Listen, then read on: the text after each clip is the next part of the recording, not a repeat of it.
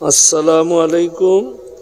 মুর্শিদাবাদে নোট বন্ধ করে দেওয়া হয়েছে। কিছু কিছু মিডিয়া বেলডাঙ্গার ঘটনাকে অপপ্রচার করছে। তারা বলছে হিন্দু কম থাকায় মুসলিমরা নাকি কার্তিক পুজোয় ওপরে হামলা করেছে। এই নিয়ে কিছু বলেন হুজুর। দেখুন, আমি আজকে দেখলাম আমার মোবাইলে স্ক্রিনে এসছে একজন রাজনৈতিক কোনো নেতা, যদিও তার নাম আমি মুখে উচ্চারণ করব না, আমাকে উজু করতে হবে আবার। তো তিনি বলেছেন যে বেলডাঙ্গায় মুসলিম কম থাকার জন্যে হিন্দু ভাইদের কার্তিক পুজো করতে দেয়নি। আর আমার কাছে খবর আছে কার্তিক পুজোও হয়েছে, ভাসানো হয়েছে। যে লোক মানুষ আসে, কিছু গোলমালের জন্যে সে মানুষ এসে পৌঁছাতে পারেননি। অথচ এরা একটা প্রোপাগান্ডা ছড়াচ্ছে। অরিজিনাল ঘটনা তো কেউ বলছে না। দেখুন, আমি কালকের জলসায় পরশুর জলসায় বলেছি, মুসলমান ভাই আপনাদিকে এমন হতে হবে যে আপনার দ্বারা যেন কেউ ক্ষতিগ্রস্ত না হয়। কোরআনে আছে তোমরা কারুর দেবদেবীকে গালি দিও না, কারুর ধর্মকে গালি দিও না। আমি এতক্ষণ ধরে এত কথা বললাম, কারুর ধর্মকে গালি দিলাম? কথা বলেন, কারুর দেবদেবীকে গালি দিলাম? দেওয়া যাবে না। ইসলাম নিষেধ করেছে, রাসূল সাল্লাল্লাহু আলাইহি সাল্লাম এবং আল্লাহ নিজে কোরআনে নিষেধ করেছে। তাহলে সে তোমার আল্লাহকে গালি দেবে? সেখানে ঘটনা কি? একটা স্ক্রিনে কোনো পুজোর মণ্ডপে গেটে একটা স্ক্রিন দেওয়া ছিল, সেখানে অশ্লীল ভাষায় গালিগালাজ করে, যদিও আমি সেটা উচ্চারণ করতে পারবো না। কেন? ওটা আল্লাহর নামে। আপনারা দেখেছেন, মোবাইলের মাধ্যমে বহুজন দেখেছেন। তবে আমি বলবো শান্তি বজায় রাখুন, শৃঙ্খলা বজায় রাখুন, আইনের ওপরে আস্থা রাখুন। ইনশাআল্লাহ যদি আইন কোনো না ব্যবস্থা নেয়, এই আইনের থেকেও উঁচু আইন আছে, আছে না নাই? কোর্ট আছে। প্রশাসন ব্যবস্থা না নিলে কোর্টে যেতে হবে, বড়রা ব্যবস্থা করবে। আমরা ইনশাআল্লাহ খোঁজ রাখছি।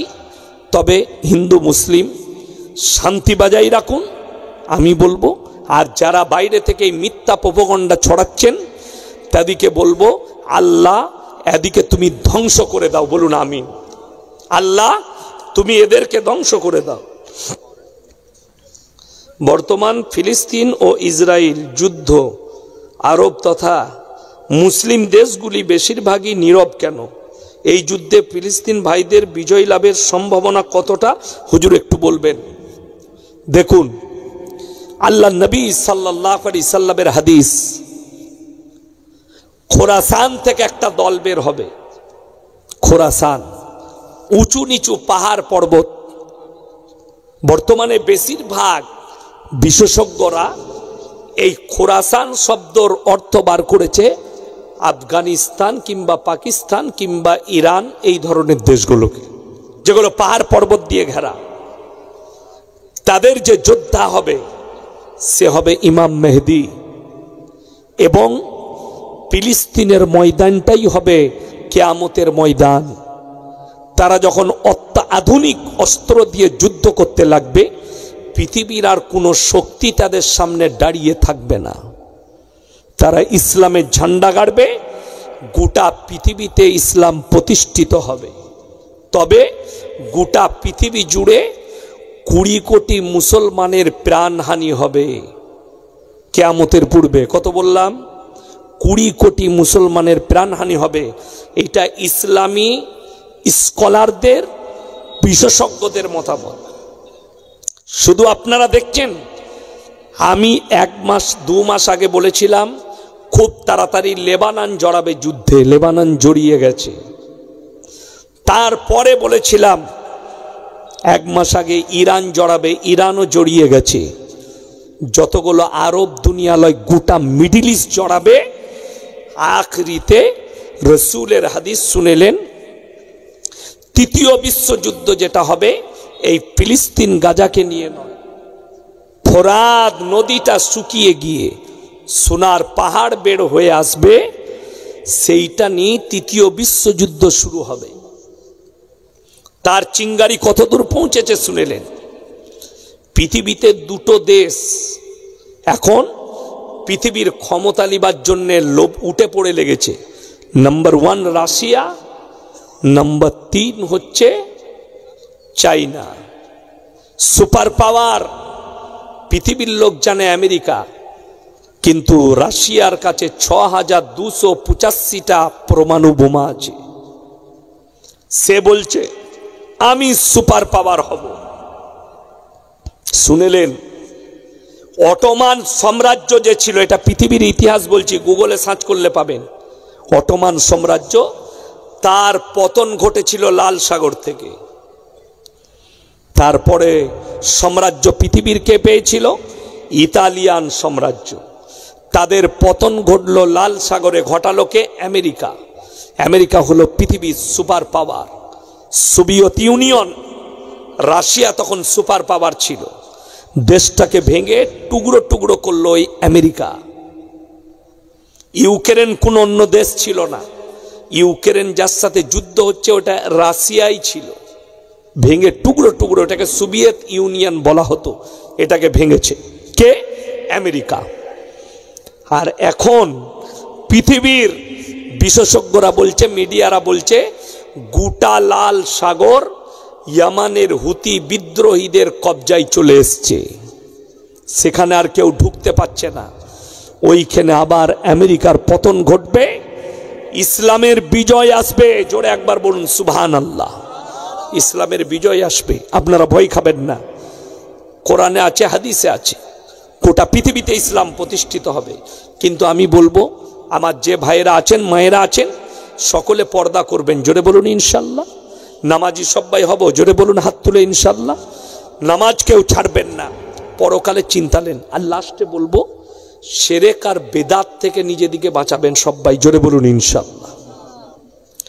আজকে পৃথিবীতে বেঈমান কাফেররা সুযোগ পেয়েছে, খালি আপনি সুযোগ দিয়েছেন বলে। দাড়ি রাখা কি বলুন? সুন্নত। কোন পাঞ্জাবিকে দেখেছেন পাগড়ি খুলে দিয়েছে, দাড়ি চেঁচে দিয়েছে? কথা বলেন, কোন পাঞ্জাবিকে দেখা গেছে? দেখেননি। কিন্তু আপনাকে দেখিয়ে দেবো 100টা মুসলমানের মধ্যে 90 জন দাড়ি চাচা। ঠিক বললাম না ভুল বললাম? তুমি রসুলকে কতটা মহব্বত করো, পাঞ্জাবিরা কতটা মহব্বত করে তার ধর্মকে ভেবেলেন? যে সে তার ধর্মকে চাকরি করছে, বর্ডারে হোক পুলিশে হোক, তার ধর্ম থেকে এক চুল লড়েনি, এক চুল। অথচ আপনি আপনার ধর্ম থেকে সরে গেছে। এখনকার যুবকরা দাড়ি রাখে না, অনেক মেয়েরা বলছে দাড়িওয়ালা ছেলেকে বিয়ে করব না। ই বলছে বিয়ের আগে আমি দাড়িই রাখবো না। কষ্টটা ওই জায়গায় যে আপনি নিজেরা, আল্লামা ইকবাল লিখেছেন, ইস ঘর কো আগ লাগি ঘর কি চিরাগ সে। মুসলমান, তোমরা নিজেদের ঘরে নিজেরা আগুন ধরিয়েছ। আজকে আপনারা যে মাদ্রাসায় পয়সা দিলেন, কোরআনে আছে ওয়া আতিদাল কুরবা হাক্কাহু ওয়াল মিসকিন ওয়াবনাস সাবিল ওয়ালা তুবাদ্দির তাবদীরা। তিনটে ব্যক্তি যদি তোমাদের কাছে হাত পাতে, তাদের হাতকে ফিরিও না। নাম্বার 1, তোমার কাছের গরিব যদি হাত পেতে দেয়, তার হাতকে জীবনে ফিরিও না। হাত পেতেছে, হাতটা দাও। 1 টাকা হলে দান করুন। আর মনে মনে ভাববেন, আল্লাহ তুমি আমাকে দেনেওয়ালা বানিয়েছো, আমাকে চাহনেওয়ালা বানাওনি। দেনেওয়ালা বানিয়েছো, আমি দিচ্ছি, চাহনেওয়ালা লয়। ওয়াল ইয়াতামা ওয়াল মাসাকিন, এতিম আর মিসকিন যদি হাত পাতে, তার হাতকে ফিরিও না। ওয়াবনাস সাবিলি ওয়ালা তুবাদ্দির তাবদীরা, আর মুসাফির যদি হাত পাতে, তার হাতকে ফিরিও না।